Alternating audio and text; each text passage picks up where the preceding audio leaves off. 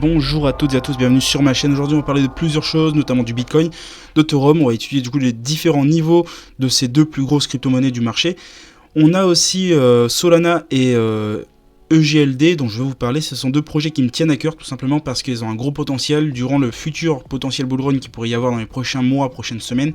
Je pense que Solana et EGLD vont se démarquer par leur capacité aussi à être utiles surtout. On a du coup un indice du Fahrenheit d'aujourd'hui qui recule environ de 4 par rapport à hier, on est retombé à 86, alors bien évidemment faites vos propres recherches, ceci n'est pas un conseil en investissement, petit disclaimer, mais j'en profite pour vous dire que si l'indice du Fahrenheit reste aussi haut dans les prochains jours, il faudra s'attendre à des corrections, à des mouvements plutôt, on va dire, violents sur Bitcoin et Ethereum, ou encore d'autres crypto-monnaies. La correction qu'il y a eu hier, elle est là justement pour nous rappeler, tout simplement, que Bitcoin peut monter, mais il peut aussi vite redescendre. Et je pense que, alors, l'indice du Fahrenheit justement a été indexé par rapport à ça, par rapport à la correction que Bitcoin a eu hier. Aujourd'hui, on a réintégré la zone des 66, et justement, c'est très important de rester dans cette zone, on va dire, de ne pas redescendre en dessous des 60 000 en tout cas, puisque après, on ne sait pas trop ce qui pourrait se passer. On va se diriger tout de suite vers Solana. Solana, très gros projet, très grosse crypto-monnaie, mais en tout cas hier on a eu un pic à environ 143 $ et ensuite un dip à 119 $.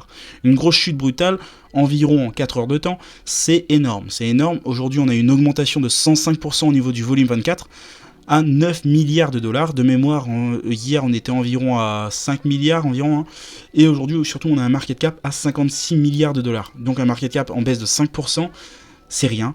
Bien évidemment, pas de quoi s'affoler non plus, mais si on regarde de plus près, on voit que Solana est aujourd'hui à 128 $. Alors j'en avais parlé récemment dans une de mes vidéos. Solana, quand il passera en dessous de 130, il pourrait, s'il clôture du coup cette semaine, enfin toute une semaine en dessous de 130 $, il pourrait aller chercher la zone, du coup, en dessous des 100 $, soit 95 $ environ. Ce sera un retour en arrière. Pour le coup, c'est pas forcément le but recherché. Je pense que Solana va pouvoir se débrouiller pour clôturer du coup des bougies au-dessus des 130 $. À voir dans les prochains jours, prochaines semaines. Dites-moi ce que vous en pensez en commentaire. Mais juste avant aussi, je voulais vous parler de quelque chose. C'est que j'ai ouvert du coup un compte sur Instagram, Facebook et surtout Twitter. Alors n'hésitez pas à aller me suivre.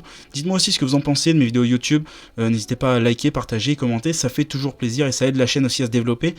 Faire profiter un maximum de gens du contenu que je propose. Dites-moi aussi si ce contenu vous plaît, ça m'aide aussi à savoir et à m'adapter tout simplement en fonction de ce que vous voulez avoir, de ce que vous voulez que j'étudie. Je ne suis pas contre étudier une nouvelle crypto-monnaie, regarder un petit peu ce qui pourrait aller chercher en termes de potentiel dans ce bull run, tout simplement. Mais dites-moi ce que vous en pensez et allez surtout liker mes différents comptes, ça fait toujours plaisir. Alors Solana du coup, gros projet, gros potentiel dans ce bull run, je pense qu'il pourrait aller chercher facilement son ATH, voire le dépasser. Aujourd'hui une grosse market cap aussi tout simplement. Et on a cet avantage là d'avoir une circulating supply qui est fixe, qui ne bougera plus. Donc Solana étroitement lié avec ETH, potentielle grosse augmentation dans les prochaines semaines, prochains mois. Pourquoi ? Parce que ETH aussi, il faut vous en rappeler, j'en ai fait une vidéo hier justement qui vous parlait de ça, c'est que ETH pourrait potentiellement être approuvé en tant que ETH du coup, pour mai il me semble, c'était ça. Donc allez voir la vidéo d'hier, c'est très intéressant à savoir. Et surtout, ça nous laisse aussi un rebond pour racheter de l'Ethereum. Parce qu'en fait, si Ethereum est approuvé en tant qu'ETF, on pourrait laisser imaginer notre petit cerveau que ETH subirait le même sort que Bitcoin actuellement. Alors on a aussi EGLD. Alors EGLD, très gros projet, mais par contre, je vois une grosse tendance baissière. Il avait déjà commencé cette tendance du coup le 3 mars, cette tendance baissière où tout simplement il va chercher des points de plus en plus bas et des sommets de plus en plus bas aussi. Alors là, tout simplement, qu'est-ce qui se passe ? Quand le Bitcoin crash, lui aussi il crash. Mais au niveau du rachat du dip, quand on regarde Solana, par exemple, Solana qui a bien racheté le dip, lui, au niveau de EGLD, on n'a rien. On n'a pas de rachat du dip et on continue cette tendance baissière qui s'accentue, pour moi, elle s'accentue là actuellement. Je ne comprends pas pourquoi, parce que pour moi, EGLD, très gros projet, une plateforme qui marche, du coup une application qui marche, ça s'appelle Xportal. Faites vos propres recherches, bien évidemment, c'est super important. Et dites-moi aussi ce que vous en pensez de EGLD. Moi, pour moi, gros potentiel, EGLD, il pourrait aller chercher au-dessus de son ATH, à savoir du coup l'ancien ATH 500 $. Aujourd'hui, on a une market cap à 1,6 milliard de dollars. Seulement, pour un projet de cette ampleur, de cette envergure, en fait, ils veulent seulement rendre la crypto accessible pour tout le monde. La plateforme, elle est ultra intuitive. Ceci n'est pas un placement de produit, j'en parle pour le plaisir. Mais pour le coup, c'est un très gros projet en fait, tout simplement. Alors je comprends pas cet engouement négatif autour de GLD, je vois beaucoup de commentaires négatifs, mais dans le bull run, il pourrait aller chercher du coup de nouveaux sommets en tout cas, un très gros projet, une supply néanmoins qui reste encore en distribution, hein. On aurait du coup au maximum 31 millions de GLD en circulation, pour une totale supply aujourd'hui, en tout cas à l'heure actuelle, à 26 millions.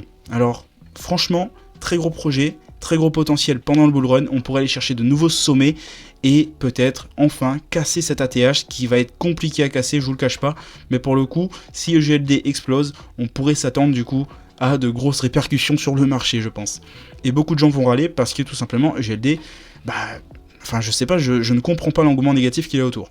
Enfin bref.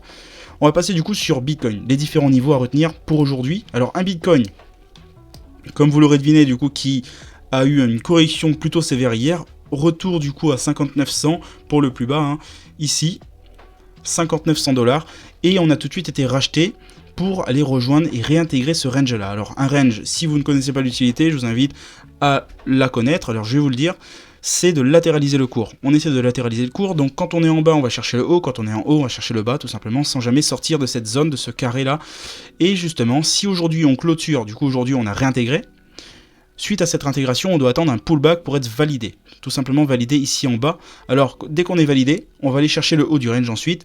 Donc, pour long, il faut attendre la clôture de cette bougie-là, pour ensuite potentiellement aller chercher le haut. Si je devais placer un long aujourd'hui, ce serait aux alentours des 68 500 pour le stop. Tout simplement parce que quand on regarde hier, quand il a touché le top, et aussi il y a quelques jours, du coup avant-hier il me semble, quand on a touché le top, on s'est fait rejeter. Ensuite on est allé retoucher le top, puis on s'est fait re-rejeter cette fois-ci plus sévère. Donc ça veut dire qu'ici on a une grosse zone de résistance qu'il faudra casser à tout prix, et cette cassure elle va être franche. Justement, si cette cassure elle est franche, ça veut dire qu'on aura dépassé la TH, et ensuite on ne saura pas ce qui pourrait se passer. On va tout de suite du coup aller voir, Bitcoin du coup c'est déjà fait, on va tout de suite aller voir du coup Ethereum, c'est très intéressant aussi à savoir.